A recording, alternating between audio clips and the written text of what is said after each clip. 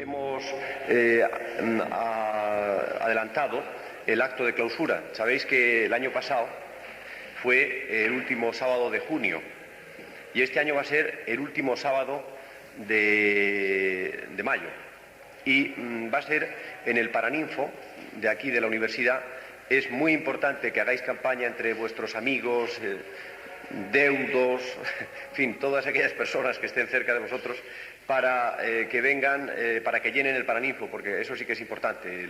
La conferencia de clausura quedaría muy deslucida con poca asistencia, debido a que aquello es enorme, claro. Es el último sábado del mes de mayo, irlo diciendo ya a vuestros amigos. Es sobre investigación científica, es la conferencia. El próximo sábado la conferencia la da Darboux, el profesor Darboux, que es el director de la revista Telesiquia, y que va a dar la conferencia sobre el poder de la hipnosis. Hoy la conferencia, como ya estaba anunciado, la da el doctor Ramírez sobre parapsiquiatría. El doctor Ramírez es de sobra conocido por todos vosotros para necesitar aquí ningún tipo de presentación. Como sabéis, es el jefe de la sección de salud mental de la Universidad Autónoma, de la Facultad de Medicina de la Universidad Autónoma de Madrid. Pero yo creo que es que además es un hombre predestinado para ocupar el cargo que ocupa en la universidad, además de profesor, porque si hubiese un prototipo en España de salud mental sería la del doctor Ramírez. Salud mental como buena persona, salud mental como hombre con ideas muy claras, salud mental como una actitud mental muy recomendable para los demás. Y además puede ser próximamente, atención, un futuro senador, porque se presenta a las elecciones por Madrid para el Senado, así que quizá pueda ser el primer parapsicólogo que pise las Cortes. Eso sería muy interesante para la parapsicología, eso es evidente. Y es más, me estaba diciendo hace un momento que él ama tanto a la parapsicología que no tiene ningún inconveniente en postular en su campaña electoral pues alguna cuestión en favor de la parapsicología. Así que creo que los que nos interesamos por estos temas debemos estar de enhorabuena, pensar que un hombre de la talla, de la calidad humana e intelectual del doctor Ramírez esté dispuesto a presentarse a las Cortes y al mismo tiempo a no renunciar a su pasado, sino que además hasta incluso hacer de este pasado el presente y el futuro. Él seguro que en las Cortes seguirá defendiendo la parapsicología y seguirá amando entrañablemente esto que todos amamos entrañablemente. Pues bien, sin más dilación, al futuro senador le cedo la palabra. Bueno, muchas gracias. El hecho que señala el profesor Pereira, tan compañero mío de la Autónoma y presidente de la sociedad, pues es cierto, pero posiblemente me presentan porque soy una persona desconocida y precisamente por ese contraste de personas muy conocidas en el Senado, pues me voy a presentar como candidato independiente, en ese sentido como persona desconocida. Por supuesto que si hubiese alguna posibilidad, y en efecto está hablando con Ramos sobre tocar el tema de la contaminación psíquica, el tema de la parapsicología como proyección de una campaña que, como sabéis, empezará el día 24 de mayo. De las otras palabras agradables de nuestro presidente, todos le conocéis y entonces sabéis cuánto de corazón pone en todo lo que hace. Y evidentemente para mí y para todos nosotros una de las suertes es tenerlo como amigo, además de presidente de la sociedad. Agradezco muchísimo sus palabras y vamos a entrar de lleno en la materia de hoy. El tema es un tema muy técnico. Evidentemente es un tema, el de la parapsiquiatría, que vamos a abordar en el tiempo de que disponemos, que si deseáis vamos a romper un poco el método que seguimos habitualmente, que es esperar y luego hacer un coloquio. Me podéis levantar la mano y cortar. Y entonces cualquier concepto que de alguna forma esté difícil de entender, que yo no transmita bien, me paráis y preguntáis, porque evidentemente el tema de las parapsiquiatría es un tema realmente que no se aborda normalmente en los libros. Yo voy a intentar de alguna forma definirlo y dar una serie de conceptos y en ese sentido que tengáis una idea clara de lo que se trata. Vamos a pensar, igual que ha aparecido la parapsicología en relación con la psicología, también podemos decir, voy a tener que utilizar, que hay un término y unos conceptos que engloba en relación con la psiquiatría y con lo que denominamos parapsiquiatría. Vamos a ver si podemos definir de alguna forma cuáles son las características de estos términos, qué conceptos engloban, qué es lo que los separa y qué es lo que los delimita. Normalmente hay un verdadero cacao en el argot castizo, en la expresión castiza, en relación con la psicología y la psiquiatría. Y los que nos dedicamos a estos temas, pues muchas veces vemos dificultades de entendimiento entre psicólogos y médicos psiquiatras. Porque la verdad es que no hay, ellos no tienen, cuando hay esta confusión, no tienen nociones claras sobre el campo que delimita cada ciencia. La parapsicología podríamos de alguna forma identificarla con todo aquel tipo, lo sabéis igual que yo o mejor, con todo aquel tipo de fenomenología, de fenómenos, en relación con una comunicación no sensorial. ¿Acaso sea esto Estoy consciente de que se puede discutir el término de parasensorial o paranormal o parapsicológico, pero de hecho lo que define la parapsicología es que hay unos fenómenos normales, se dan en cualquier sujeto normal, pero cuyos fenómenos no aparecen, no se dan ni se transmiten a través de las vías conocidas, de las vías en este caso sensoriales. Pondríamos un ejemplo en el sentido de la sensopercepción. Sería un término que veremos en psicología.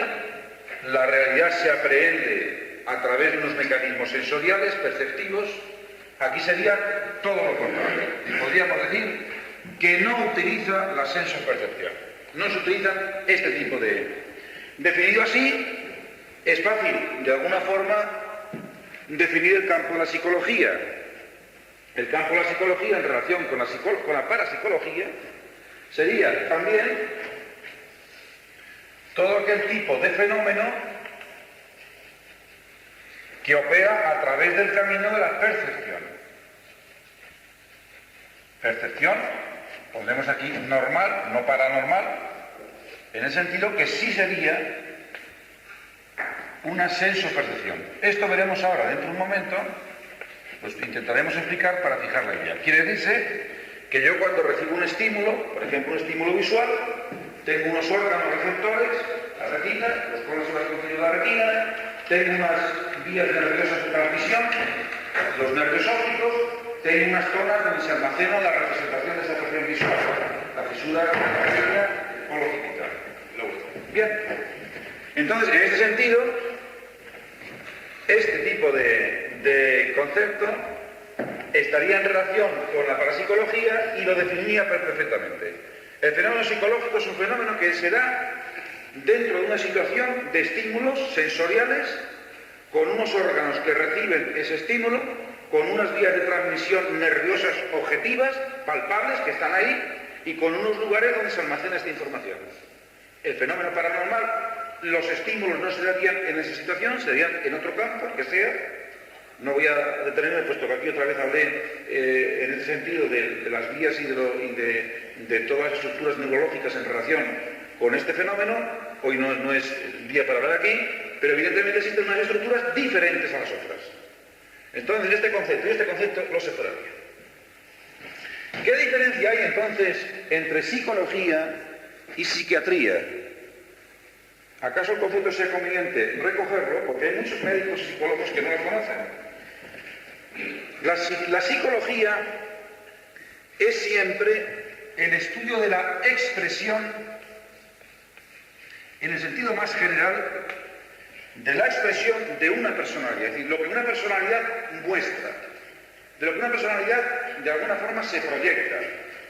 Evidentemente, toda exteriorización de una personalidad tiene delante o detrás una causa.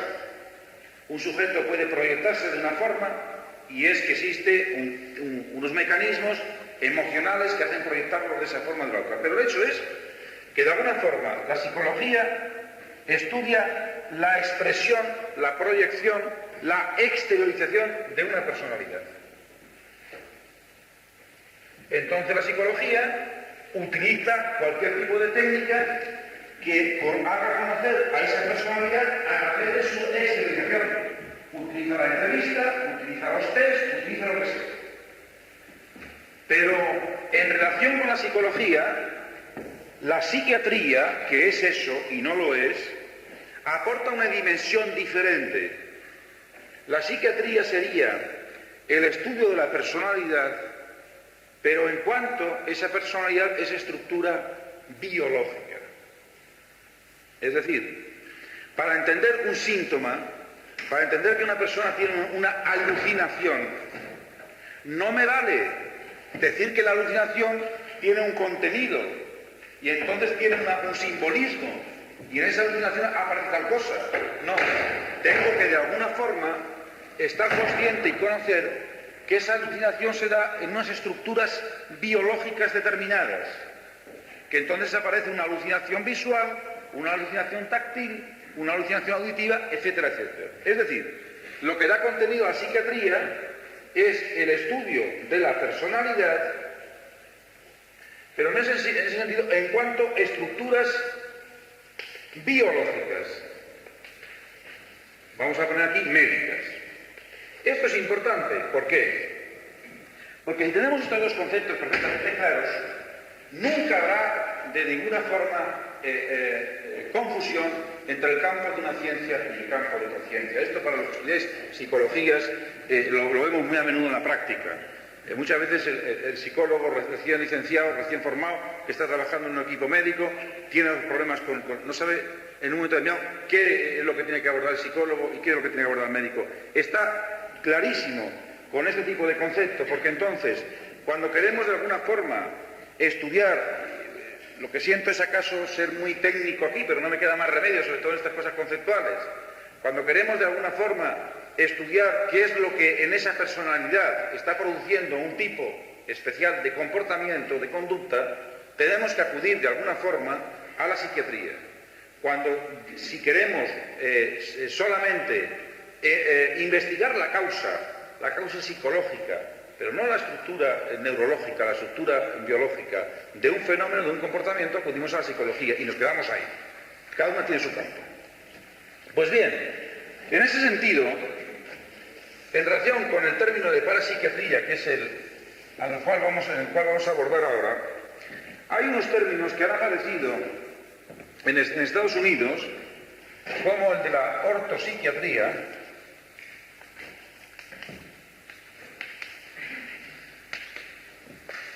que significa psiquiatría de la persona normal.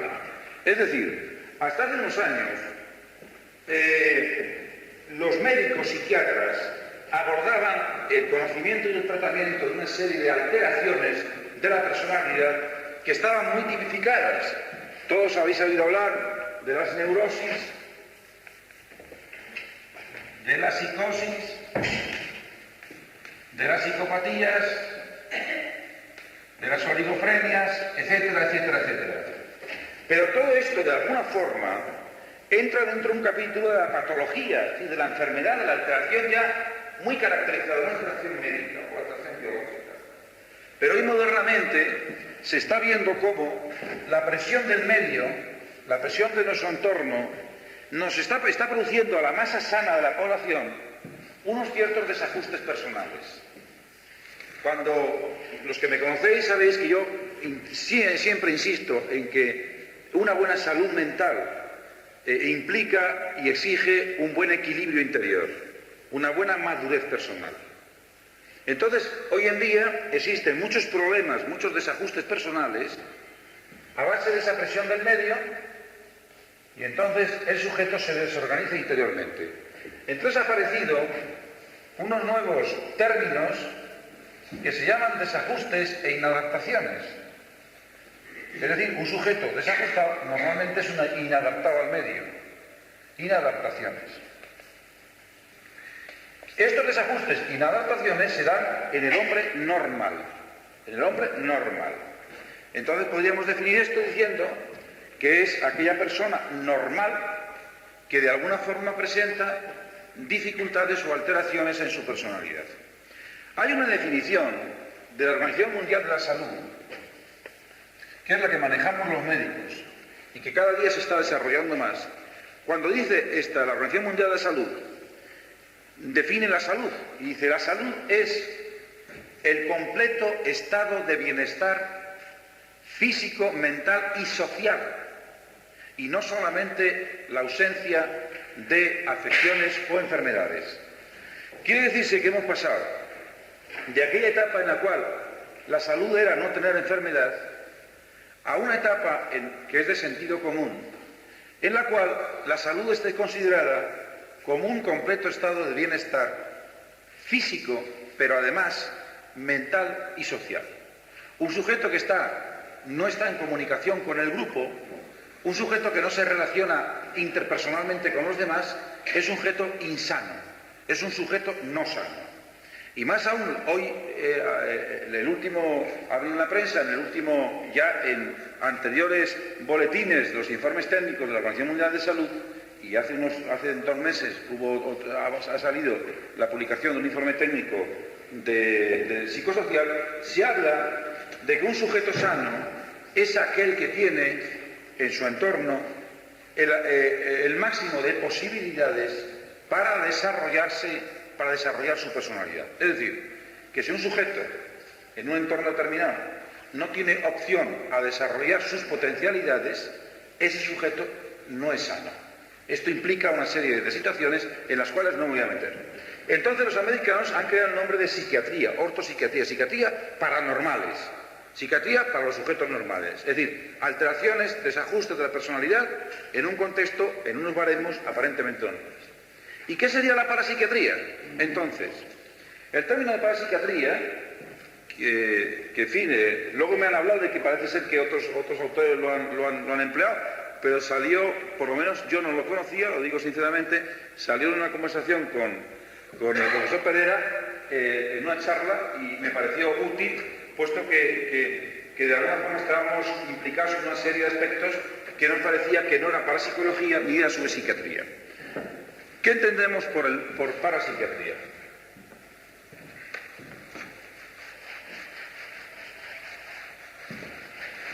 Yo no sé si estoy aburriendo, porque entiendo que son términos muy conceptuales, pero me agradaría que apuntaseis, preguntaseis cualquier tipo de dificultad.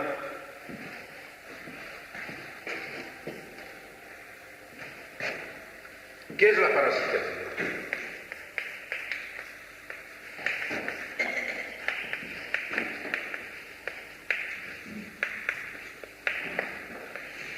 La parapsiquiatría sería el estudio de aquellos fenómenos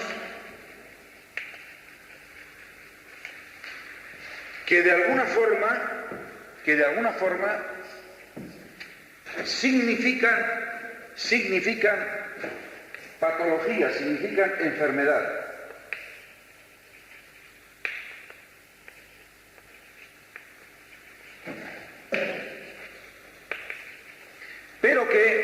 Pero que de ninguna forma lo podemos tipificar como tal. Me explico. Si yo siento una sensación extraña, pero esa sensación extraña no la puedo tipificar, ni como alucinación, ni como alteración del estado de conciencia de tal tipo. Es decir, de toda esa sintomatología o de esos síntomas que están en los cuadros conocidos, que ya presentan un marcado cariz patológico, son sensaciones extrañas, del tipo que sea, no solamente sensaciones a nivel vivencial, sino como ahora pondremos un ejemplo sobre el cual nos vamos a referir en esta clase, que es la de ilustración, sobre la percepción. En ese sentido, no tendría la calificación, la etiqueta de patológico, de enfermo, de alteración. Podríamos decir que sería ni más ni menos que esos desajustes que hemos dicho de la personalidad de la ortopsiquiatría, pero llevado no a la personalidad en sí, sino fundamentalmente al campo de la patología psíquica. Es decir, al campo de la patología psíquica que no tiene ese carácter de patología psíquica, quiero decir. Es decir, es un sí es no es de alteración. No se puede tipificar. La biología. Por supuesto, claro, evidentemente. Por supuesto, si no sería parapsicología. Es decir, precisamente, si hiciésemos una diferenciación entre parapsiquiatría y parapsicología, indicaríamos que fundamentalmente aquí interviene el fenómeno estructural biológico. Es decir, en ese sentido, y que además tiene una connotación que sin ser tipificada como una enfermedad, sin embargo tampoco se puede decir que sea una normalidad, sino que en realidad entraría dentro de ese campo de desajustes, pero en vez de ser desajustes personales sería algo que no conocemos bien, que tiene una connotación en cierta forma patológica, pero que no se puede tipificar como patológica. Voy a poner un ejemplo, ahora mismo vamos a entrar en el campo de la percepción, pues porque por supuesto habría, en relación con la parapsicología, tendríamos que estudiar pues, el campo de las percepciones, el campo de la conciencia, el campo de la orientación temporal y espacial, multitud de campos. Voy a coger un ejemplo en relación con la percepción, pero sí quisiera un poco transmitir el concepto porque creo que tiene su interés. Por ejemplo, hemos visto con Ramos, por ejemplo, el caso ya sabes a qué me refiero, un caso enormemente excitante y estimulante de una chica que tiene una serie de percepciones especiales. Esta chica, por ejemplo, se pone en situación de relax, entonces percibe como unas manos le tocan o se acercan a ella, le palpan, la acarician, etc. Eso sería un tipo de percepción. Si estudiamos psiquiátricamente el fenómeno, cuando existe una psicosis, tenemos unas notas, como unas tablas, vamos a llamar así, que nos definen, con unos síntomas primarios o secundarios, que nos definen la enfermedad. Una de las cosas que decíamos en otras conferencias es que el psicótico... Entonces, en ese sentido, hemos explorado a esta señorita y nos encontramos que no hay ningún tipo de situación psiquiátrica que nos pueda explicar de alguna forma, nos pueda tipificar el fenómeno. No nos puede tipificar el fenómeno.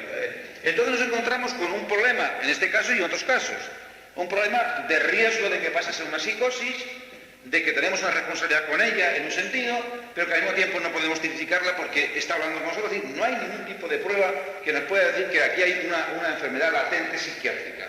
Pero evidentemente, ante los ojos de otro médico o otro compañero, estaría diagnosticada de una psicosis. Yo no la he diagnosticado de psicosis, está en el borderline, en el límite. ¿Es parapsicología aquello?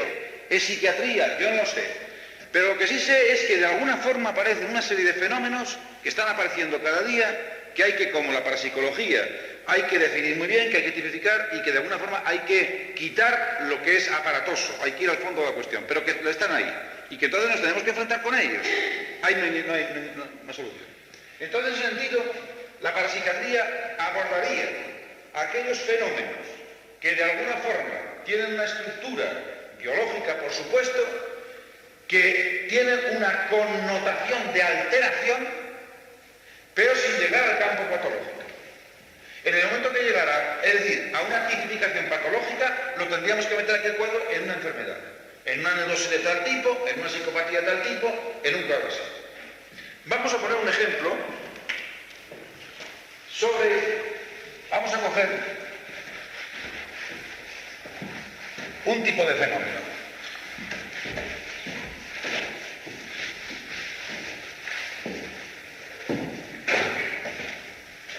Por ejemplo, el fenómeno de la percepción. Sabéis que en el campo de la percepción, en el área de la percepción,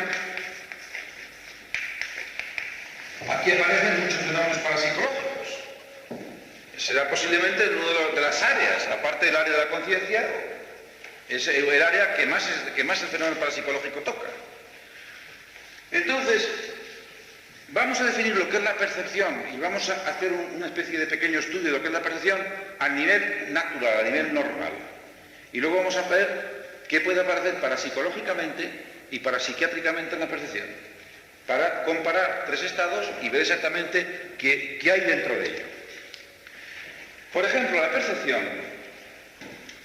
Yo siento que esto sea tan conceptual, pero no queda más remedio que meternos al toro, porque no se puede explicar, por lo menos yo no sé, explicarlo de otro modo. Es decir, tenemos que de alguna forma limitar, determinar el término percepción. La percepción, podemos decir que es una forma inicial de contacto con la realidad.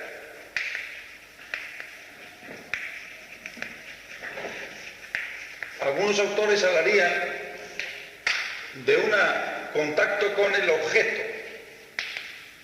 Los alemanes le llaman a esto Gegenstand, o algo así. Vale, no sé si la pronunciación es correcta, pero... Entonces, en ese sentido, el objeto sería todo aquello que está fuera del sujeto. Y hasta los que tenéis conocimiento de esto, psicoanalíticamente hablamos de una relación de objeto ya primaria. En ese sentido, todo lo que sea enfrentar al sujeto con su realidad sería, ni más ni menos, una comunicación con el objeto, con aquello que está fuera de uno. Evidentemente hay una serie de doctrinas, ahora vamos a ver la estructura de esta percepción, en la cual se dice existe percepción, no existe percepción. Hay unas doctrinas en ese sentido idealistas. Por ejemplo, si nosotros estamos recibiendo esa luz de esa estrella que está a tantos millones de luz, yo estoy percibiendo una realidad que en ese momento no es, puesto que esa estrella a lo mejor ha perecido, no está, y yo la estoy viendo. Luego entonces esa percepción no es percepción. Vosotros sabéis perfectamente que hay una definición, decía Berkeley, decía, las cosas solamente existen en nuestra mente, no existen en la realidad. Bueno, por supuesto es deformar las cosas. O Kant decía también que las cosas son creaciones del pensamiento. Es decir, que ahí están porque nosotros las percibimos. Si nosotros no las percibimos, si no tuviésemos ojos, o fuésemos ciegos y sordos y mudos y no pudiésemos andar, a lo mejor las cosas, dicen los idealistas, no estaban ahí fuera de nosotros. Nosotros somos los percibimos y en función de esa percepción, bien. Pero en ese sentido no queremos decir nada. Lo que sí es cierto, que hay un fenómeno normal de la percepción, el fenómeno normal, que consiste en que hay un estímulo, ese estímulo es recogido por unos órganos, unas estructuras que son especializadas en ese estímulo, que se transmiten a través de unas vías y que van a parar a un lugar determinado del cerebro. Sea cual fuere la percepción, cada percepción tiene unos órganos específicos de esa percepción. Si yo tengo que oír, los órganos de la cóclea son diferentes a los órganos que existen en la retina. Si yo tengo que percibir el tacto, los corpúsculos de Meissner son diferentes a los de la cóclea o de la retina o los conservaciones. Que además existen unas vías determinadas y que esas vías van a, de alguna forma, a engranar, a dejar huella en unos lugares del sistema nervioso central. Siempre, esto sería el fenómeno de la percepción normal. El fenómeno de la percepción paranormal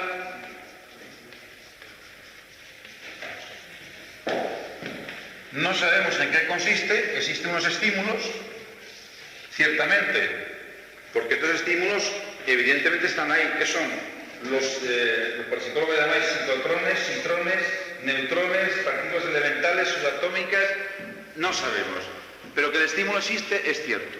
Lo que también es cierto es que estas estructuras son diferentes a aquellas. Hablábamos en una conferencia anterior, la glándula pineal, el cuerpo calloso, el glomo carotídeo, el hipocampo, la amígdala, el fornis, hay una serie de estructuras, el locus niger está saliendo cada día más a la palestra, es decir, una serie de estructuras cerebrales que parece ser que intervienen de alguna forma en el fenómeno parasensorial.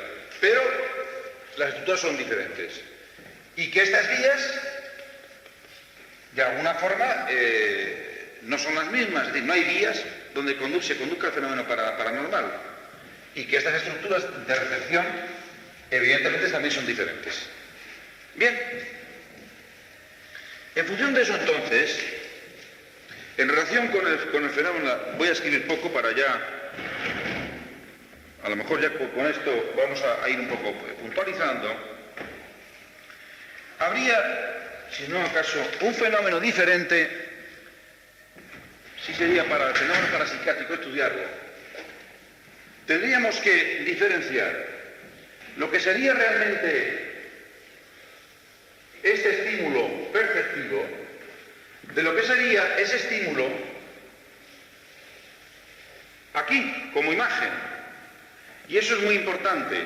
Y eso sería acaso un fenómeno que ahora vamos a estudiar en relación con la parapsicología y con la parapsiquiatría. Dicho de otra forma, esta imagen del estímulo no es imagen fiel del estímulo. Es decir, si esto es así, lo otro sería así. Dicho de otra forma, nosotros no percibimos la realidad identificando la realidad con estas imágenes, sino que percibimos la realidad cada sujeto de forma diferente, en función, lo hemos explicado otra vez, de una serie de características personales con las cuales no vamos a entrar. Pero si queremos hacer una diferenciación entre esta percepción, yo siento el rollo, pero es que no puedo meterme nada más que así. Hay que meterse no sé, tengo que utilizar una caña y es esta caña, no sé otra. Entonces, si el fenómeno perceptivo, es decir, el estímulo luminoso, yo estoy viendo este papel que tengo en la mano, pues este papel que existe realmente así, cada uno de nosotros lo percibe de forma diferente. Yo lo puedo percibir hasta más pequeño, otros más grande, otro con una tonalidad blanco, otro grises, depende de nuestra personalidad, de nuestro estado emocional en este momento, de cómo hemos percibido ese papel. Por ejemplo, este papel se lleva a un sujeto que está en el África negra y que no ha visto el papel, y lo percibe de forma diferente a nosotros ese papel, totalmente diferente a nosotros. Hay unas experiencias ya de Skinner, una serie de autores que están ya, vamos, en todos los libros. Entonces, el estímulo, en la imagen, mejor dicho, es diferentes estímulos. ¿Qué características tiene el estímulo y qué características tiene la imagen? Porque eso nos puede hacer ver los fenómenos parapsicológicos. Por ejemplo, el estímulo siempre tiene una corporeidad. Siempre tiene una forma, un algo. El estímulo de alguna forma tiene una especie, hasta el estímulo luminoso, el estímulo auditivo, tiene unos armónicos, tiene un algo que se puede percibir objetivamente, o bien visualmente o bien a través de unos instrumentos. Tiene una corporeidad. Es decir, diríamos que tiene una objetividad. El estímulo perceptivo o esa percepción existe ahí, esto existe aquí, veámoslo nosotros como lo veamos. Pero la imagen o representación puede tener la corporeidad, puede tener en función de lo que nosotros provoquemos, pero el fenómeno es totalmente subjetivo, es decir, ya lo veremos, voy a poner las características y lo explicamos. Será en el espacio exterior a nosotros. Mientras que la representación de la imagen se da en el espacio interior.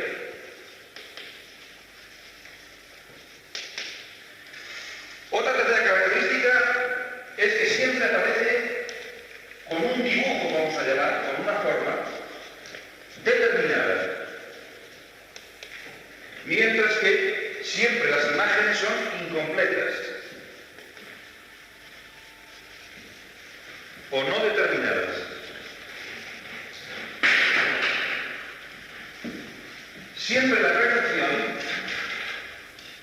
tiene una especie de frescor sensorial. Yo veo la luz con una, no sé, pues de color tal o de color cual, pero tiene un algo especial. Yo toco un objeto y tiene una rugosidad especial. Oigo una música y tiene, o una voz y tiene un algo especial. Pero un algo que me dice que yo lo estoy percibiendo realmente, que está aquí a mi lado. Diríamos que tiene una especie de frescor. Mientras que, por el contrario, generalmente las imágenes son como nebulosas. Yo no sé cómo en términos auditivos lo representaría, pero son como grises, son como no definidas. Cuando yo intento, ahora vamos a explicar todo esto y ponemos un ejemplo. En quinto lugar, una percepción sería siempre permanente. Es decir, hagamos lo que hagamos nosotros para percibirla, la percepción está ahí. Es decir, este estímulo perceptivo está ahí. Podemos cerrar los ojos, pero está ahí. Podemos volver la espalda, pero está ahí. Mientras que en la representación aparece, como han dicho los psicólogos, como un aleteo. Aparece, desaparece, depende un poco de la atención nuestra para evocar esa representación. Y por último, y ahora lo explicaremos, sexto, la percepción es independiente de la voluntad. Independiente de la voluntad, mientras que la representación es movida por la voluntad. Bueno, vamos a ver por qué decimos todo esto. Y vamos a poner ejemplos. Cuando yo intento evocar de alguna forma una imagen o espontáneamente surge en el sujeto una imagen, mejor dicho, una percepción, hay que hacer una diferenciación entre si eso es voluntario o involuntario. Dicho de esta forma, si a mí un sujeto me dice que ha visto, a Lenin, o que ha visto a Roosevelt, y que de alguna forma ella está viendo la pared a Roosevelt en estos momentos, yo tendría que hacer una diferenciación si es que él está evocando la figura de Roosevelt o es que le aparece sin querer la figura de Roosevelt. Si aparece sin querer la figura de Roosevelt, es una percepción. Es decir, ese sujeto estaría obteniendo percepciones que en este caso serían patológicas, alucinaciones. Está viendo una percepción que él no la provoca, que él no decide si sale o no sale a su campo de conciencia, o al campo que sea, sino que de alguna forma se le impone, está ahí. Por ejemplo, tenemos el caso de una chica de los 23 años. Esa chica nos viene diciendo que oye voces, que habla con Dios y que ve las imágenes de su casa que le están hablando. Entonces, hacemos el estudio en un primer momento y en efecto vemos que esas voces las oye y que esas imágenes las está viendo hasta mover los labios.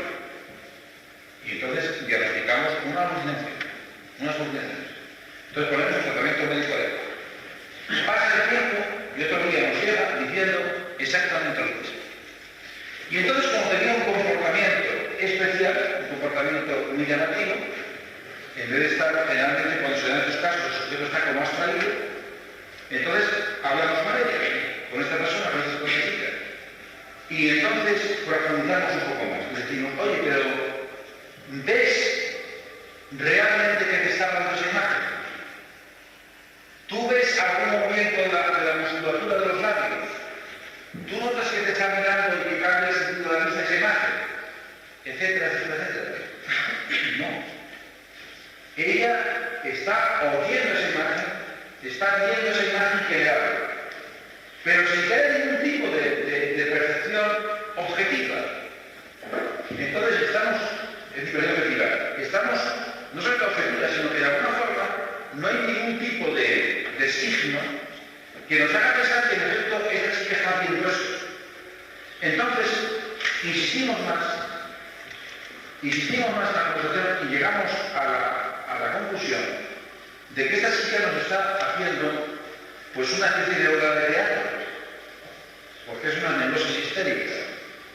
Esta chica está tan deseosa de que Dios le hable que está proyectando a un nivel superior sus propios sentimientos y esos sentimientos los está proyectando hasta gráficamente. Vosotros sabéis que hay un fenómeno que en los chicos jóvenes, que se puede dar también en los mayores, en los adolescentes, un chico puede salir de ver una película y vivir tan intensamente la película que ver exactamente que se está dando en la calle con la corrida de los caballos, los hius y los giros, y ver realmente esa situación y puede proyectarla en una pared.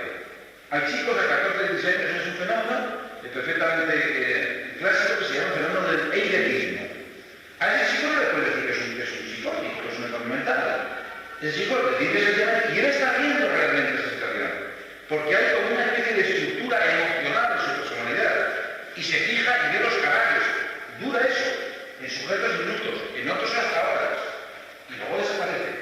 Porque el sujeto está viviendo intensamente una problemática emocional. Por eso muchas veces en la vida diaria, en los fenómenos paranormales, una de las notas que nos llama la atención es que la gente que vive o dice vivir estos fenómenos son sujetos apasionadísimos. Yo respeto, perdón todos, el espiritismo y demás respeto como opinión personal. Científicamente, por supuesto, vamos, a mí no me va. Pero el sujeto que vive el espiritismo, o el sujeto que vive una tendencia parapsicológica, la vive con una pasión impresionante. Y entonces quiere decirse que sin él saberlo, de alguna forma está proyectando sus contenidos emocionales sobre eso en lo que él cree. Y que a lo mejor en un momento determinado está viendo voces, que son voces que él está proyectando, etcétera. Lo que sí quiero llevar a vuestra conciencia es que el sujeto en cuanto vive una vida emocional intensa, puede perfectamente tener sensaciones de perfección fuera de él que se deben a su propia proyección personal. No puede ser esa vida emocional intensa, el camino que lleve precisamente a ver la realidad. No puede ser que eso que vea sea una realidad y que esa emoción precisamente sea el camino que lleve a eso. Correcto, es un planteamiento muy inteligente, muy lógico, y yo voy a decir, entonces la objeción es muy clara.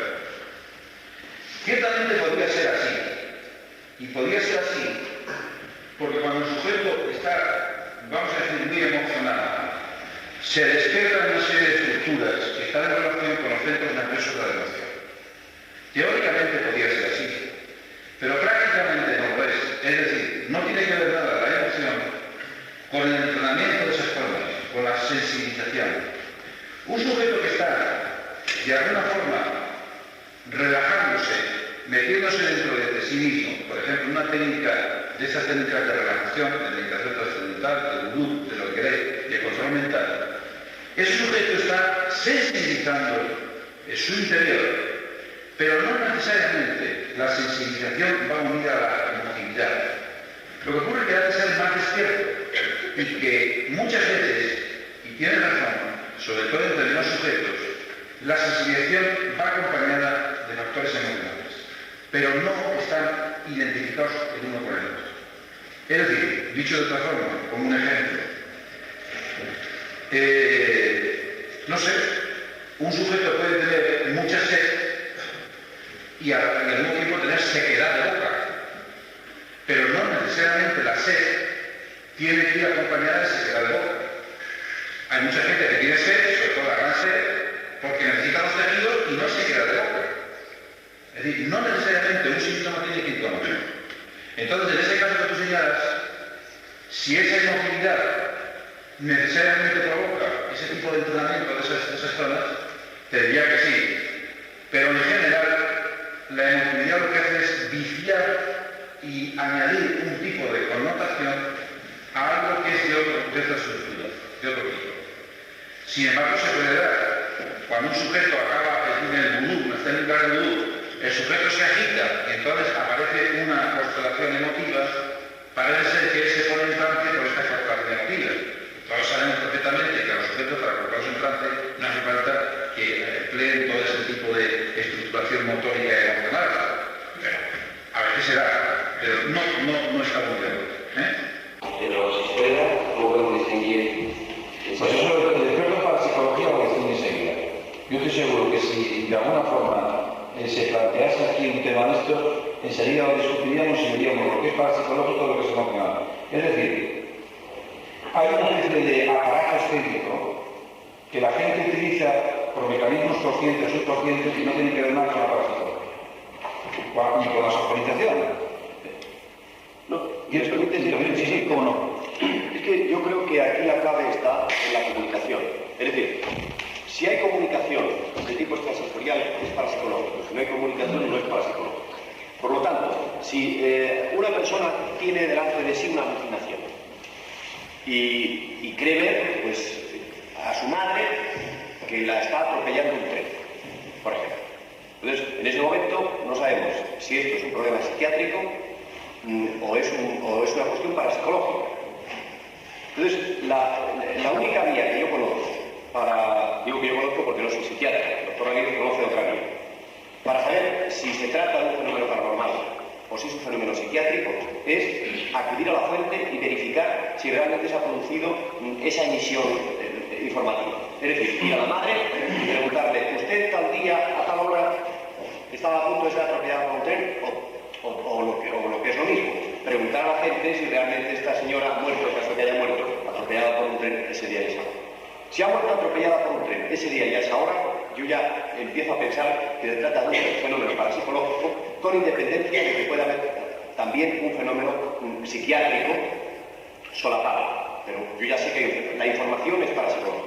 Ahora, si voy a la madre y está la mujer tan feliz y me dice, no, yo no, ese día estaba fenomenal, y entonces estamos en que se trata de una alucinación típica de un problema psiquiátrico. Para mí es la matización. Es más, yo te hice tu ejemplo, me parece un ejemplo muy ilustrativo. En el ejemplo, por ejemplo, que ha puesto Pereira, yo haría lo siguiente. Es que vicia ese fenómeno parapsicológico, el que esa persona que ve como su madre, que siente, que vivencia de alguna forma, como su madre se atropella por el tren, se tira al suelo y empieza a pegar gritos, no tiene que ver la cosa una cosa con la otra. Es decir, todo el aparato emocional no tiene que ver nada con el fenómeno paranormal. Dicho de otra forma, si una persona vive intensamente unos problemas, de alguna forma, evidentemente porque las estructuras neurológicas, emocionales y parapsicológicas están próximas, pueden a veces interferir o pueden provocar la pena, pero en general los aparatos emocionales lo que hacen es confundir y no tienen que ver en absoluto nada con el fenómeno paranormal. Es muy frecuente que en personalidades histéricas se presenten aparentemente fenómenos paranormales, que no tienen que ver absolutamente nada con el fenómeno paranormal, pero engañan al incauto porque algunas veces suele ocurrir que de alguna forma parezca una pequeña situación paranormal. Y entonces parece ser que se identifica esa situación pequeña paranormal con el aparato histérico emocional. Y entonces tú, que tienes alucinaciones, digo tú y yo y todos, te dimos, pues entonces para que aparezca este fenómeno paranormal hace falta que aparezca este aparato emocional. En absoluto. Dicho de otra forma, además, diría que en parapsicología, en el fenómeno parapsicológico, sobre todo visto desde mi punto de vista, el sujeto que es más responsable, más maduro intelectualmente y más consciente es el que puede entrenar mejor su aparato parasensorial, su aparato paranormal. ¿Cómo explicaría usted el caso de Juana de Arco? ¿Tuvo ella sus visiones, a pesar de todas las enfermedades de que padecía, o por ellos? O sea, otra persona teniendo los problemas médicos que ella tenía, no tendría la misma reacción. Entonces fueron esas reacciones que le hicieron oír las voces y llegar a hacer lo que llegó a hacer, o pesar de ellos. Bueno, yo no sé, no conozco prácticamente ni la biografía de Juana de Arco, la que conozco. No, pero sí, lo has explicado perfectamente. Yo, en función de lo que tú me dices, yo te voy a contestar. Yo no tengo ningún tipo de información sobre Juana de Arco, pero esto lo aplico a cualquier tipo y lo vamos a... Bien. Si hay un tipo de alteración, de enfermedad orgánica que pueda producir una situación anormal patológica, se pueden producir una serie de vivencias, delirios infecciosos. Un sujeto tiene una temperatura de 42 grados, 40 grados, 39 grados. Este es un poco el deseo de aumentar las cosas, ¿no? Pero me refiero, en los delirios infecciosos, en las enfermedades infecciosas con alta fiebre aparecen delirios, y aparecen alucinaciones, y aparecen una serie de cosas. Entonces, en un sujeto que tiene una gran sensibilidad a enfermedades, puede ocurrir, yo no lo sé, no sé si da el caso de Juana de Arco y no, por supuesto no digo ni una cosa ni la otra, que a lo mejor algún tipo de percepción de Juana de Arco, de esas visiones, algunas, podían ser debidas a esta situación suya de enfermedad, no lo sé, y a lo mejor otras podían no ser debidas a esta. Entonces, esas otras que no guardan relación con ello, habría que investigar si son fenómenos paranormales o son fenómenos de otra índole, yo no lo sé. ¿Seguimos o...? ¿Sería posible que la persona internamente produjese una serie de estímulos que no salían de fuera y que luego por sus vías se viesen en la imagen en el cerebro? Claro, fíjate que cuando nosotros soñamos, estamos percibiendo que sería un tipo de evocación o de imagen totalmente subjetiva, pero lo estoy viendo fuera de mí muchas veces. Estoy viviendo, no sé, un ligue con una chica bonita, por ejemplo, a tu edad, ¿no? Y entonces lo estoy viviendo no en mi cabeza, lo estoy viendo en una sala de fiestas, en una terraza estupenda, no sé, en la playa. Pero la playa para mí, que yo estoy evocando ese sueño, está fuera de mí, está en una realidad extracorporal. Pero lo provoco yo, es subjetivo. Quiere decir que lo que pasa es que no está con esos matices, están enfatizados en función de la simbología y en función de mi emotividad. Yo enfatizo determinados aspectos formales de esa imagen. Y entonces, esos los subrayo y otros se me escapan. Muchas veces dices, cuando por ejemplo estudiamos los sueños, oye, ¿qué? Pues vi una persona con una cara así. Oye, ¿y cómo era la mano? No vi la mano. ¿Y cómo era el cuerpo? Pues no. ¿Por qué? Porque para él en ese momento lo que estaba dibujado era la cara. El resto de la figura no le interesaba por aspectos simbólicos de sus dientes. Pero, por ejemplo, otro tipo de estímulos que no son visuales, yo qué sé, por ejemplo, no sé... Auditivos, táctiles. Por ejemplo, teóricamente, pero necesitan los órganos. Sí, y uno puede provocarlos. Es decir, nosotros estamos hartos de ver en nuestra consigna, en el ejercicio profesional, sujetos que perciben una serie de sensaciones. Os voy a poner un ejemplo. No, pues si acaso podría ser. Por ejemplo, una persona puede tener la sensación de que le corre un bicho por aquí, que hay un bicho por ahí, y sentir como una mosca. A nosotros mismos cada vez no pensamos que tenemos una punta o algo, y de repente nos levantamos el pantalón porque en la pierna sentimos hasta la punta ir a pinchar o la mosquita correr. Y luego resulta que no hay nada de nada. Y nosotros podemos provocar esas sensaciones. En ese sentido no hay ningún problema. Sigo, queréis, entonces el problema es, ¿por qué digo todo esto? Yo traía aquí una serie de cosas, pero bien, vamos a dejarlas dormir, señor Justos, que a lo mejor sea mejor el psicológico que cosa. ¿Veréis? Entonces el problema está, y eso sí me gustaría acaso que tomásemos conciencia, porque yo estoy seguro que el estudiar profundamente las cosas, o intentarlas por lo menos, no quita una realidad. Es decir, yo estoy ahora mismo viendo al profesor Serna, a cual respeto mucho. Yo sé que tiene sus opiniones, yo se las respeto. Estoy seguro que si él profundiza, yo profundizo, pues habrá esas realidades que sean más claras, las mías.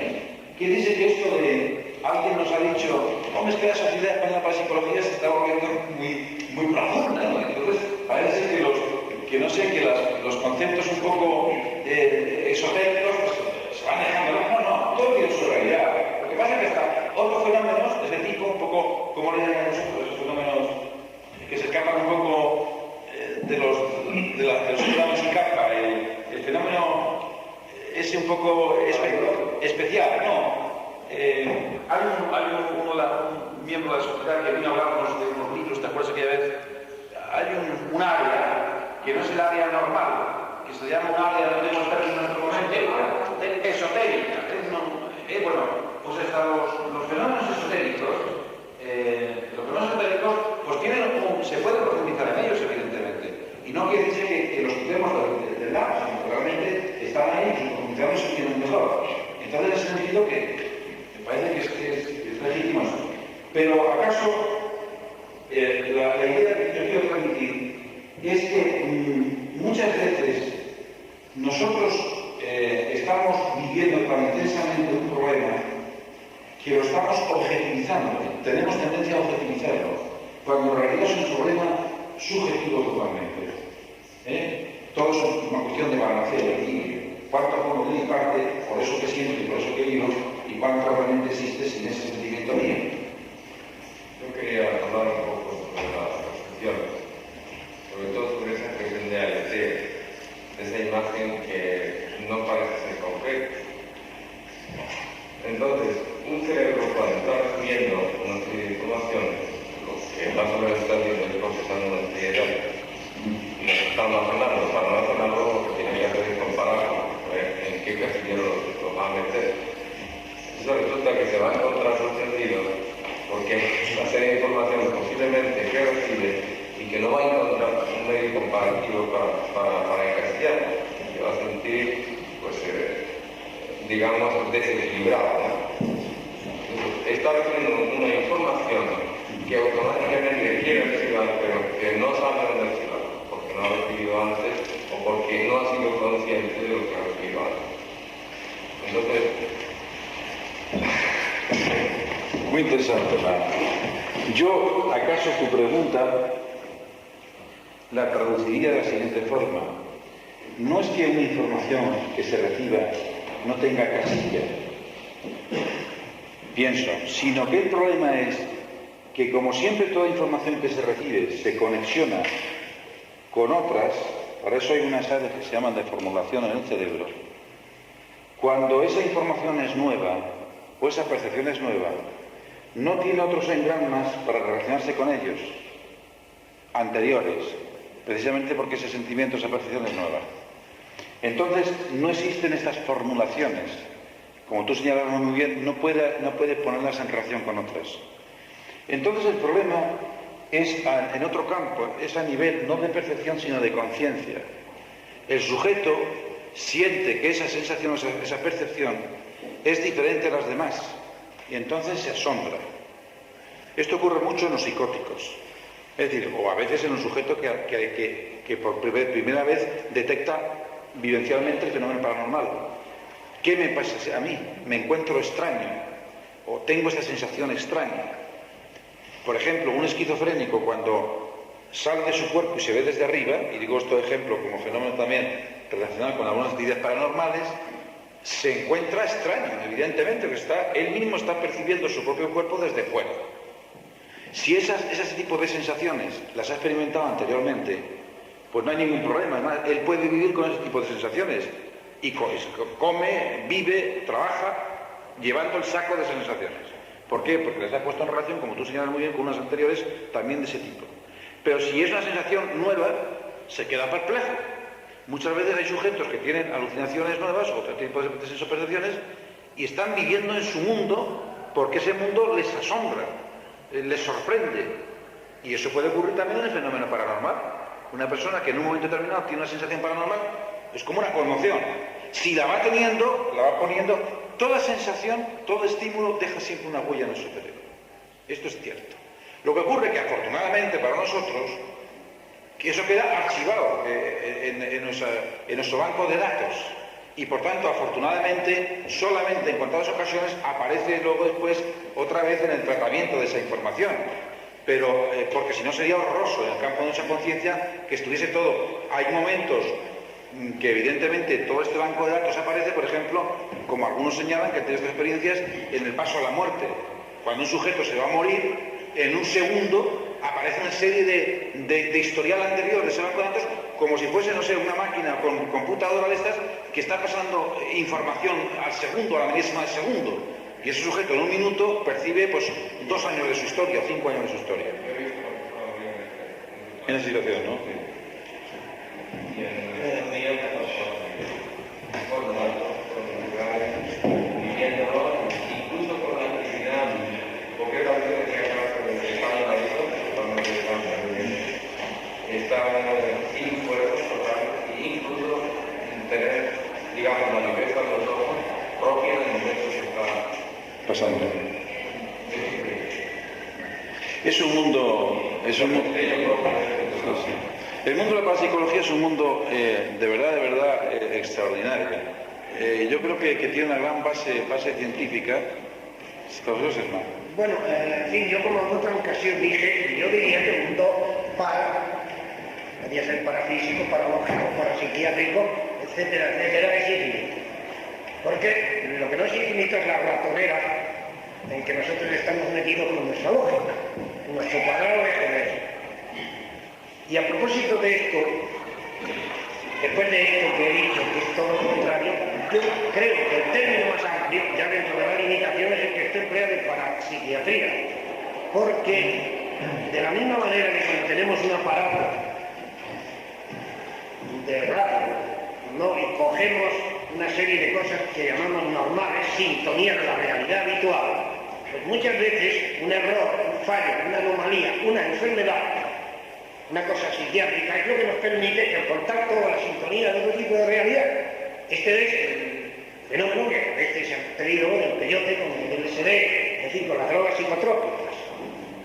Conviene subrayar, y no todo esto es fantasía, porque ahora se han hecho estudios muy serios sobre el chamanismo. Y el chamán, casi siempre, cuando no es hereditario sobre todo, es un enfermo, digamos un enfermo mental. Un enfermo que tiene una serie de alucinaciones, etcétera, etcétera, en que se ve impulsado a realizar una serie de cosas y que justamente cuando se dedica a su misión de orientar, etcétera, etcétera, de curar las consecuencias, pues él se cura su enfermedad. Es decir, que parece que la condición sine qua non es estar en parte enfermo. Enfermo también tuvo Dostoyevski, enfermo yo creo que está en la mayor parte de los géneros. Enfermos o medio locos están todas las personas muy inteligentes. Solo la santa mediocridad es la que está más normal. Bueno, yo exagero un poquito, pero es por darle un poco de movimiento a la cosa, nada más. Estoy de acuerdo con todo lo que dices. Y también con el fenómeno... Hay una manera de editorializarse dentro de uno que es el uso, como se llama, la droga, ¿no? Al fin y al cabo fue como comenzó el uso de los sobrenombres, ¿no? Y luego con la ciudad divina, ¿no? Pero evidentemente tiene un riesgo. Nosotros podemos, como método instrumental, sería estupendo si nosotros pudiésemos tener un protocolo de la droga, geológicamente, entonces pudiésemos dosificar esa droga para sujetos a tal nivel, a tal edad, en situación personal, y entonces conociésemos un poco nuestro mundo interior, ese mundo subconsciente y inconsciente profundísimo. El problema está, por supuesto, en que no podemos aún manejar el control de la droga, y me refiero a la droga como tal, no a las drogas, que se tiene más control. Pero sí, evidentemente estoy de acuerdo con lo que dice. Por favor, el baremo de la normalidad, pues, porque todos los queremos muy normales, y para los demás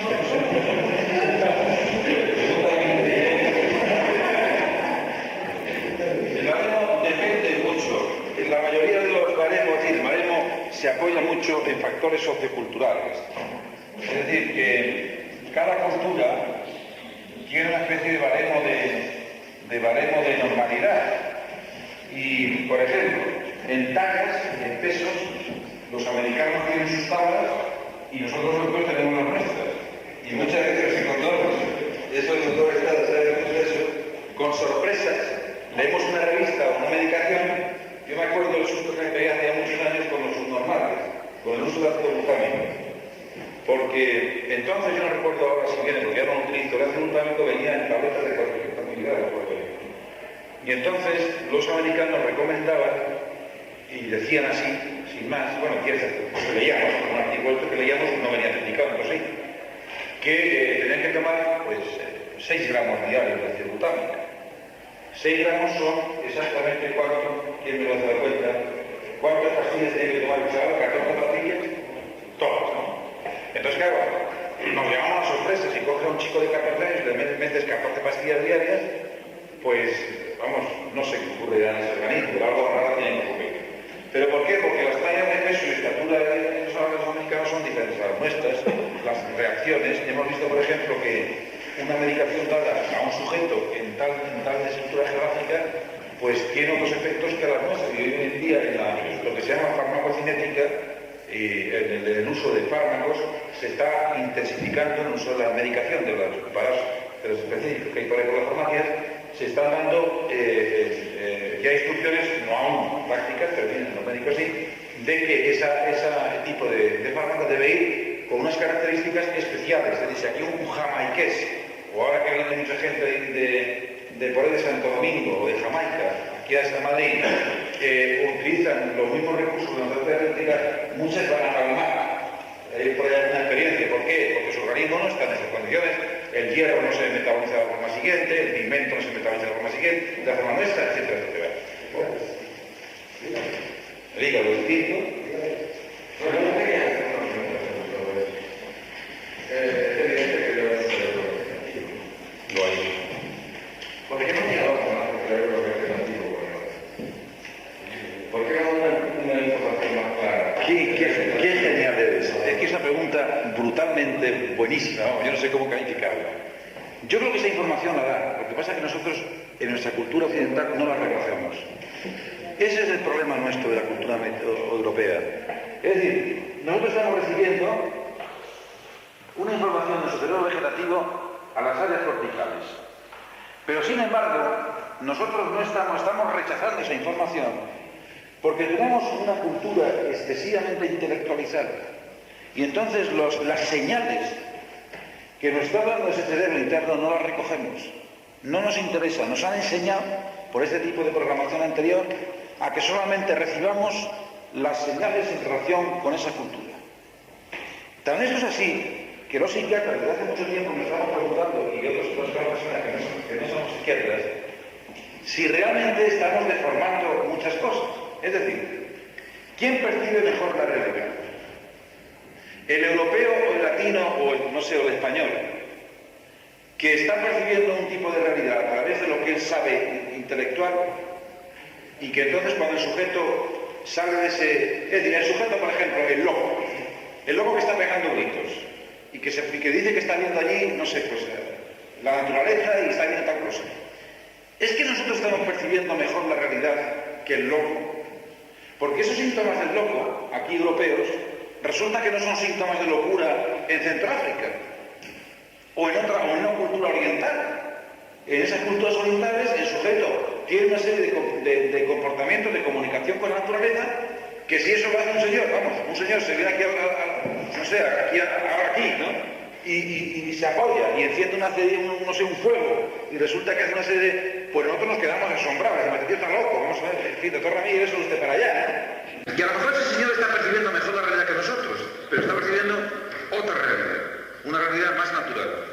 Entonces, evidentemente, esto que se llama el cerebro vegetativo, lo ideal sería que nosotros dejásemos estos bloqueos culturales y dejásemos que apareciese todo ese tipo de personalidad interior que tiene otro tipo de mecanismos, otro tipo de comunicación, que se comunica de otra forma, la parapsicología, dejar libre a los instrumentos parapsicológicos, que nos pongamos en comunicación, que nos desarrollemos más.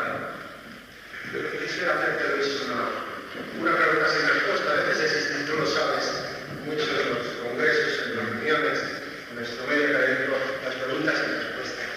Esta es una pregunta sin respuesta, pero queda la lógica como leitmotiv de discusión, por lo menos de educación.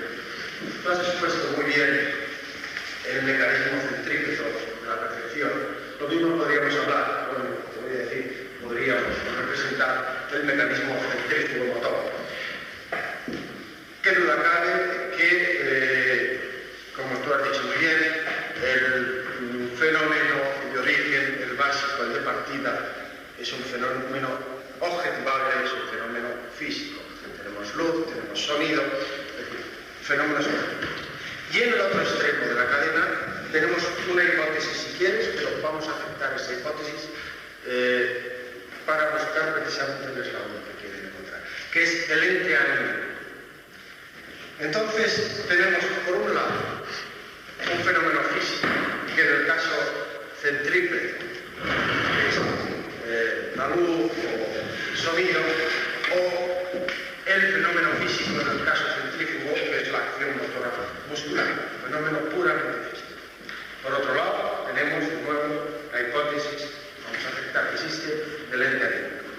Si seguimos los eslabones, no son todos muy claros. Vemos las sinapsis, sabemos cómo funcionan, sabemos cómo es la transmisión sináptica, llegamos a la neurona, conocemos la neurona, llegamos a la membrana de la neurona, y ahora, ya dejo la pregunta y ahí te la enfoco, nos encontramos ante la sinapsis neurona-ente. Entonces, ¿cómo funciona esa sinapsis? La pregunta va por Sesma también, que va a tener otra teoría también para que seguramente entre todos no llegaremos a nada, pero lo discutiremos. Entonces, ¿qué duda cabe que tenemos por un lado un fenómeno físico y por otro lado un ente anímico? Que hemos ido hasta ese ente anímico con toda seguridad, o por lo menos con seguridad sabemos que en la parte biológica de esta cadena tenemos la memoria. Si esa memoria pasa al ente anímico, eso podemos discutir. Es posible que no, que la memoria sea algo biológico. De hecho, sabemos que existe la memoria biológica. Sabemos cómo los cambios en las cadenas moleculares se producen con la entrada de información. Pues bien, de nuevo, terminar de concretar. ¿Cuál es el transmisor? O si no existe transmisión. ¿Cuál es la sinapsis, la unión?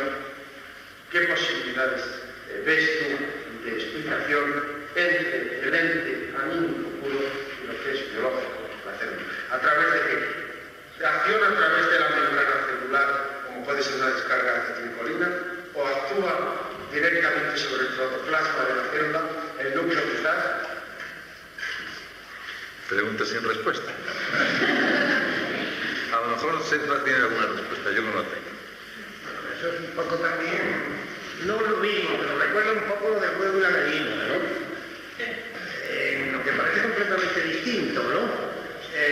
La pregunta esta del huevo y la gallina, yo la contesto de la siguiente manera. Simultáneamente nacen el huevo y la gallina. Y digo esto porque si yo presento el dorso de la mano, ustedes ven el dorso. Si yo presento la palma, ustedes ven la palma, pero no sería una pregunta tonta decir qué es primero, el dorso o la palma. Con esto tenemos el problema de lo que decimos espíritu, alma y tal, unas gafas. ¿Quién ve? Las gafas no. Los ojos no. El cerebro, si está dentro de lo material, ¿quién ve detrás del cerebro? ¿Quién hizo el mundo? ¿Quién hizo a Dios? ¿Quién dirige? ¿Quién dirige al que dirige? Director y dirección surgen simultáneamente como el dorso y la palma de la mano. Y no hay manera de entender esto porque nosotros tenemos una manera de ver las cosas que es incompleta, que es una mitad. También porque vivimos en un tiempo y necesitábamos un hipertiempo para ver simultáneamente las dos caras de las cosas. Creo que es lo único que se puede decir, que no es decir nada. No has contestado, pero no, se le ha hablado. Yo quisiera, aunque he dicho que preguntas sin respuesta, he jugado con ventaja y quería un poco escuchar la opinión de Sesma. Estoy contigo. Yo contestaría de forma siguiente, y no intento utilizar un mecanismo de lenguaje tan depurado como el de Sesma.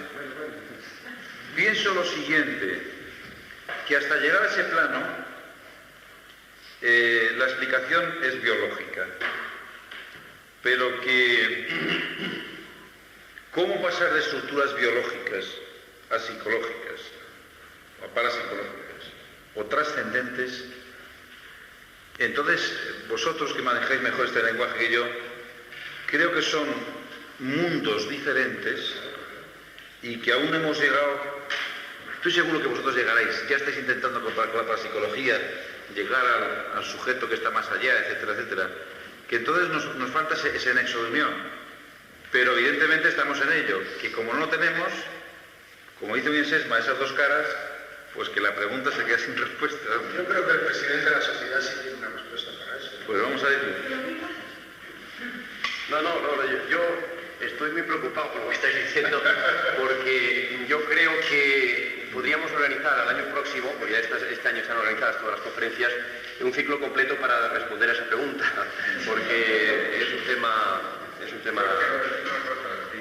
una conclusión final, yo me dedico a hacer unas computadoras nuevas para la Universidad de Conserje. ¿Cómo? Si llega una conclusión final, se puede publicar, yo tengo la información, me dedico a hacer computadoras con una teoría completamente nueva, y hago sobre muchísimos millones de números. Seguro que sí. De todas formas, yo creo que lo que acaba de suceder ahora está en línea con lo que siempre estamos haciendo aquí, que es sembrar inquietudes y dar más motivos para pensar que soluciones. La verdad es que estamos tocando un tema que a mí me asusta muchísimo el día que se solucione, el día que esté todo muy claro. Porque como una vez dijo Sesma, yo soy un gran admirador de Sesma y recuerdo muchas cosas que él dice, como una vez dijo Sesma, dice, cuando se ilumina la oscuridad, deja de ser oscuridad. Entonces, cuando se ilumina el inconsciente, como dijo también aquel día, pues dejará de ser inconsciente. ¿Y entonces qué pasará? ¿Qué pasaría si el hombre no tuviese inconsciente? ¿Qué pasaría? Por eso pienso que es hermoso lo que estamos haciendo aquí todos los sábados, que es venir, plantearnos interrogantes, que cada uno dé sus respuestas, y yo creo que además nosotros nos adelantamos a la situación política que hay ahora en España, porque la verdad es que aquí hemos tenido una verdadera democracia de la parapsicología. Aquí cada uno ha dicho lo que le ha parecido. Aquí se han levantado voces que han abogado en favor del espiritismo, voces que han abogado en favor del ocultismo, voces que han abogado en favor de las ciencias esotéricas, voces que han hablado en favor del materialismo. Perdón, pero yo creía que no se dice demasiado empaque a la parapsicología, con ese rigor científico, que no se le dice tanto. Y yo voy a hacer una pregunta, pero a todos los psiquiatras, a todos los médicos, entre las enfermedades profesionales, ¿cabe la del contagio del psiquiatra? Buenísimo. Lo que no sé yo es que... Hay la del dinero. Claro. La respuesta yo no sé es... Sí. No, una pregunta, doctor Esbol, que es muy interesante. Lo que yo no sé si la pregunta de... Yo sí. al doctor Ramírez, que tiene una inteligencia clara, una isaña, con ese no va. Pero muchas gracias. Yo iba a decir...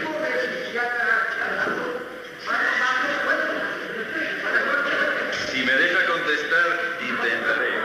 La pregunta va cargada con megatones y quería...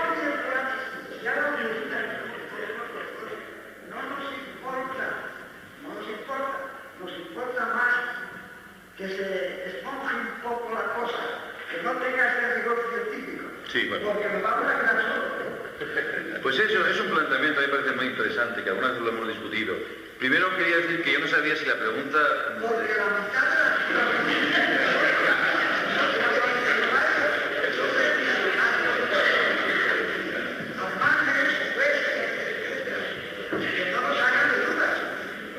Por supuesto. Pero me deja usted... Pero, doctor Esbol...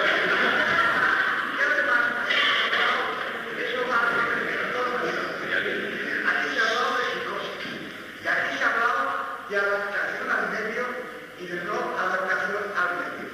Y no hay más remedio. Hay que hablar de esto. Y es que yo sentiría con toda mi alma ser contrincante del doctor Ramírez. No lo es. Doctor Esbol, lo que quiero decirle es que...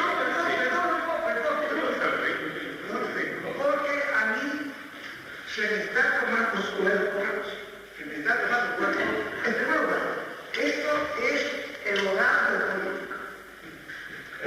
del político.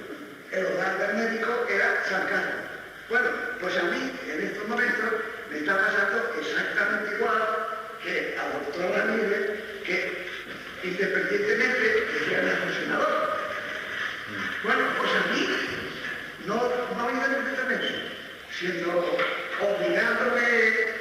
obligándome, ¿cómo diría yo? El partido, digamos así, me quieren hacer nada también. Pues me parece muy bien. Pues tenemos complicado. En ese campo. Bueno, yo quisiera, si me permite un segundo, vamos a contestar al objetor, a todo Sloker. Primero que quería decir, y esta vez va en serio, por favor.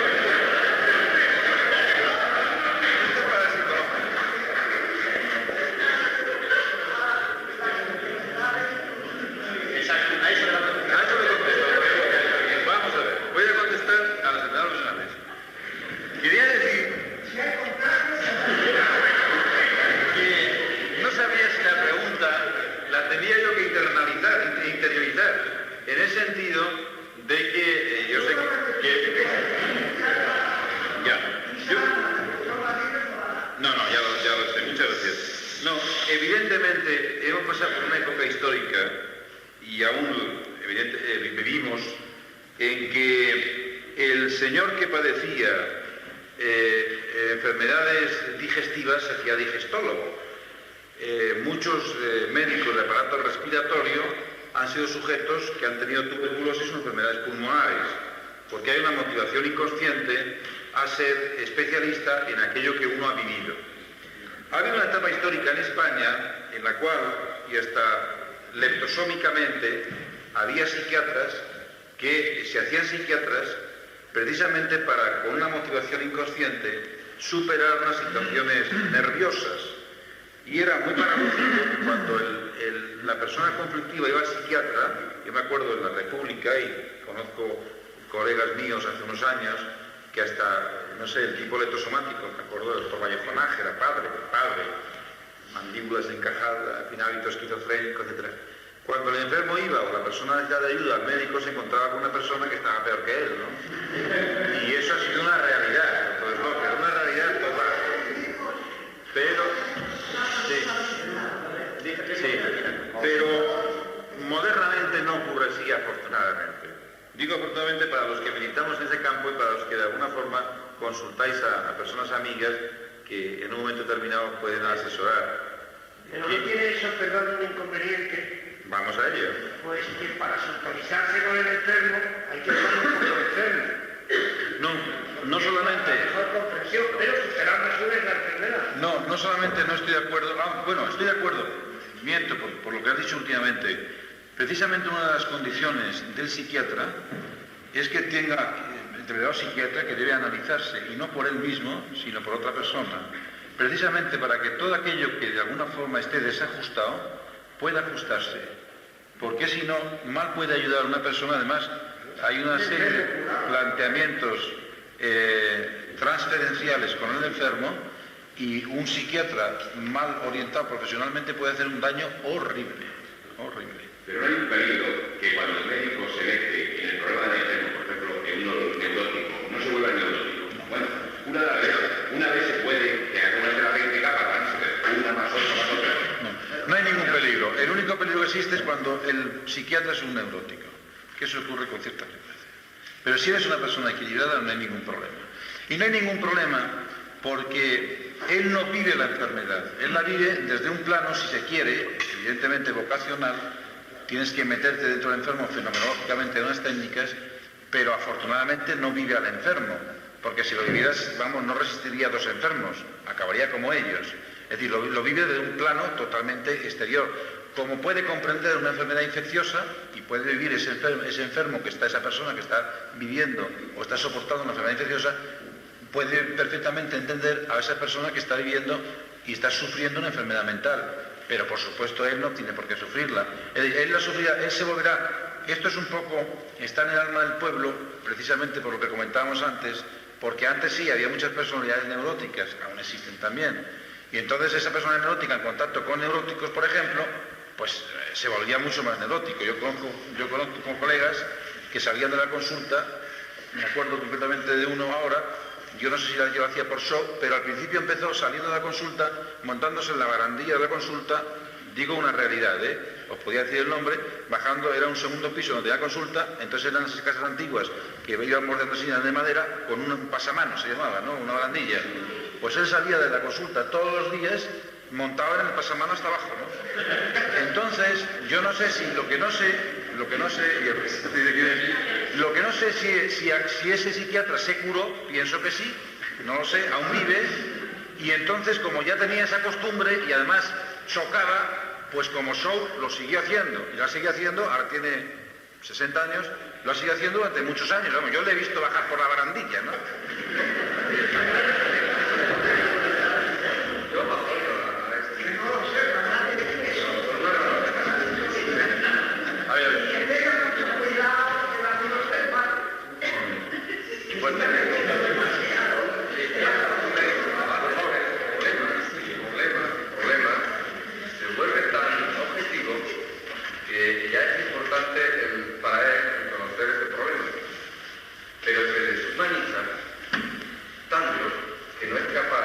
de dialogar con el enfermo y darle la solución. Es decir, usted quita de aquel médico del pueblo que había, que iba por casa, se tomaba el café, y hombre, usted está bien, que guapo está usted, usted lo que tiene que dar un paseíto. Entonces, ese psiquiatra que se identificaba con el enfermo, nos cabe duda que era un humano. Bueno, yo creo que eso que señalas es cierto no solamente para los psiquiatras, sino para cualquier médico especialista de hoy, que generalmente tendemos a deshumanizarnos porque desgraciadamente estamos confundiendo lo que es el instrumento y el manejo de ese instrumento con una postura ante el enfermo. Entonces creer que porque utilizaron más tecnología no tenemos que hablar con el enfermo y no tenemos que entender al enfermo es una postura totalmente equivocada, pero la realidad es que desgraciadamente hay mucho de eso. Yo en eso de entender al enfermo, y comentando un poco de Sesma y lo de Slocker, yo os diré que a mí me pescaron, bueno, como anécdota, pero que tiene también su interés, a mí me pescaron en un sanatorio, no, veréis, más cosas más curiosas. Yo estaba haciendo terapia de grupo entonces, que hace unos años, esto ocurrió el 56, en España no era tan conocida. Y yo pertenecía a un grupo internacional, que es el de Jacqueline, no me acuerdo cómo se llama la secretaria del grupo francés, bueno, ya lo diré. Y entonces hacíamos terapia de grupo. Entonces a mí me cogieron unos familiares, entrando en el sanatorio, es un sanatorio privado, me cogieron con varios enfermos jugando al corro y yo he puesto un papel tipo Napoleón. Y con manta, claro. Me pescaron infraganti, ¿no? Entonces la cara que pusieron aquellos familiares fue de epopeya. Luego yo no pude demostrarle que no tenía que ver nada con aquello, ¿no? Se fueron convencidos de que el médico estaba totalmente echado. Así fue una experiencia muy curiosa. Sí. Para un sitio norteamericano, esos psicoanalistas que no son médicos casi nunca y que dan muchos dólares. Bueno, eso el psicoanálisis hoy está muy de moda, pero el médico psicoanalista tiene psicoanalistas, salvo para terapias concretas que puede ser un psicólogo, un pedagogo, un sociólogo. Para un tipo de terapia debe ser un sujeto médico, puesto que la terapia está realmente debe ser un médico con unas características especiales que ha pasado anteriormente por un análisis y una serie de cosas, porque si no, es decir, el riesgo que tiene el psiquiatra para el enfermo es que el enfermo va a un psiquiatra que no es el adecuado, por supuesto no estamos hablando, estoy hablando como un señalado fuera de campo, y tiene más riesgo que si va a un hepatólogo. Si va a un hepatólogo y el hepatólogo no tiene una buena formación en hepatología, pues lo más que se puede ocurrir a uno que le dé un cólico hepático por mal tratamiento. Pero si un sujeto va a un psiquiatra, a un psicólogo con mala formación, realmente puede salir muchísimo peor de lo que ha entrado y con una serie de problemas. Muy bien, pues yo creo que terminamos aquí la conferencia de hoy y la verdad es que a lo largo de la conferencia mis sentimientos de gratitud hacia el conferenciante han ido aumentando, tanto como presidente de la Sociedad Española de Parapsicologías, tanto digo como ser humano. Como ser humano me ha impresionado y me ha encantado escuchar. Bien, pero todos nos vamos a adherir en silencio. Es decir, esto... Dale al flash, dale la luz. Entonces, mi gratitud es tan grande, decía, que voy a hacer entrega al doctor Ramírez de algo que es la primera vez que lo doy en mi vida. Yo nací en el año 39, he vivido todos estos años en España y es la primera vez que tengo esta oportunidad de hacerlo. Y además creo que es lo máximo que un hombre puede dar, un ciudadano, en un país democrático, que es mi voto.